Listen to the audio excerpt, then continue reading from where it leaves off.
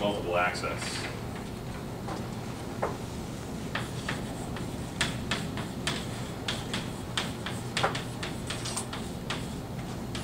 And basically what I mean by multiple access is that more than one user can use the system at the same time. So I alluded to this a little bit last time when I said, okay, if you're stuck in a bandwidth here with some carrier frequency, then someone else can use a bandwidth next to you.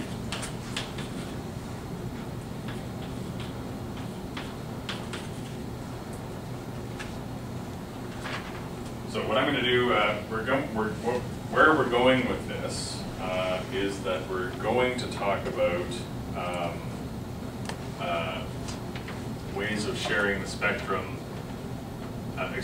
ways of sharing the available bandwidth using techniques that are called spread spectrum. They're fairly complicated, but just to sort of motivate the problem, I'm going to talk a little bit about some schemes that you've probably heard of before. And what we're going to talk about is, so basically multiple access is all about more than one user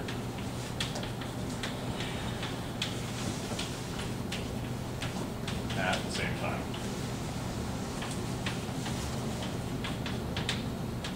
So the traditional models of sharing frequency, or excuse me, of sharing available bandwidth are so-called interference-free.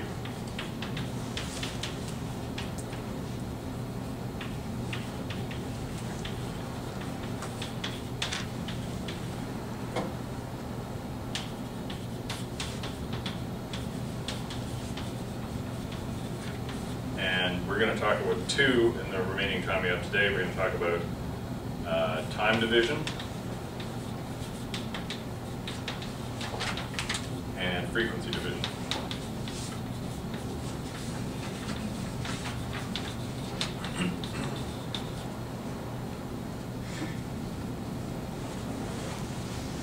So they're called interference-free because they're specifically arranged so that each user has their own chunk of the bandwidth that they can use as their own exclusive resource, and no other user will transmit at the same time in that bandwidth.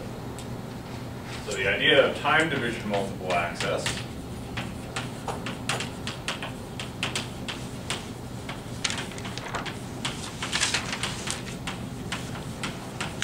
is that every user can use all the bandwidth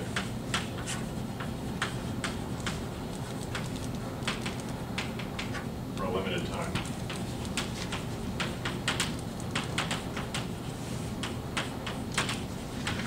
So as one example, let's say there are 5 users.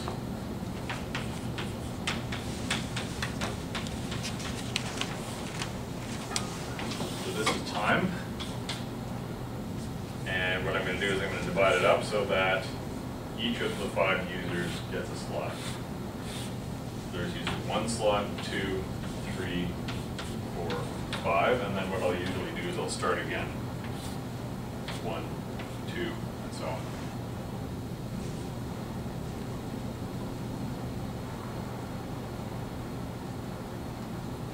So this time, this amount of time is generally called a frame.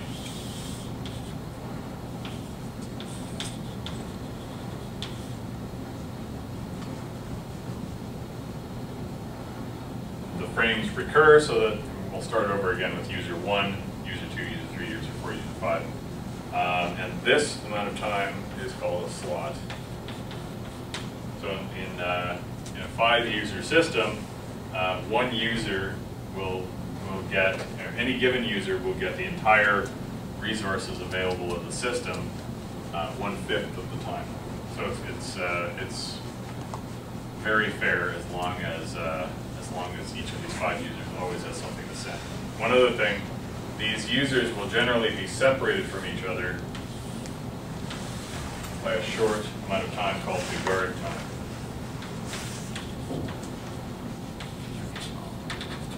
The guard time is to guard against a few things. One is loss of synchronization between users. Another one is They could be in a wireless system, and they could be in different positions, so the propagation delay will be different. So there's usually a small guard time. So for instance, the one thing I said last time that I'd like to remind you of is system bandwidth. We said let's let that, for our purposes, let's let that be equal to twice the bit rate. So 2 over TV. And if we let RB, the bit rate, be 1 over TV, then that's 2 times RB.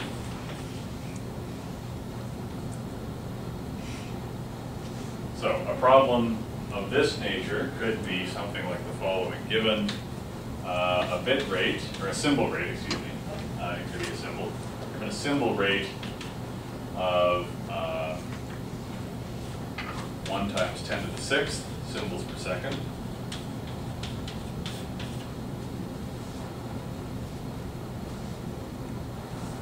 Or excuse me, no, that's not good to work. Given a bandwidth of 1 times 10 to the 6th hertz, so 1 megahertz of bandwidth and 5 users, and a slot equal to 10 milliseconds, and a guard time equal to 0.1 milliseconds, then what is the bit rate per user, or the symbol rate per user?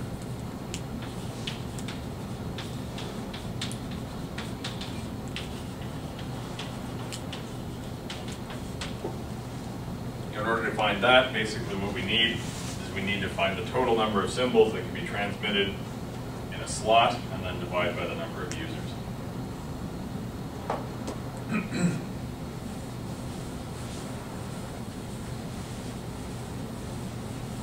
In order to find that, we need to find the total amount of time during the slot that symbols can be sent. So the useful time in the slot would be equal to the slot time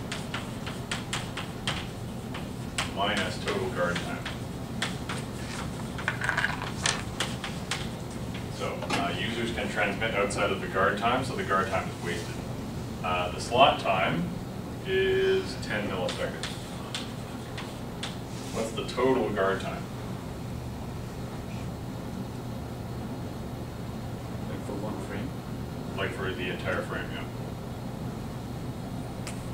1 over users times 1. Yeah, it's the number of users times the guard time. So you can look at it a couple of ways.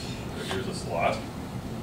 Let's suppose the users' times are aligned with the beginning of the slot.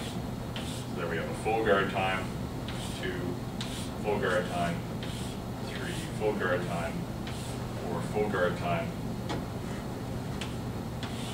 And then the last user, because the next user in the beginning of the next slot, in the beginning of the next frame, starts right at the left edge, like we did here, we have to end with a full guard time. So the number of guard times in a slot is equal to the number of users. So that's equal to number of users times the guard time, which is, so we have 10 milliseconds minus 0.5 milliseconds, which is 9.5 milliseconds. Okay, the total number of symbols that can be sent. Well, I have bandwidth here. So the symbol rate, RB, is equal to bandwidth over 2, which is equal to 5 times 10 to the, excuse me, yeah, 5 times 10 to the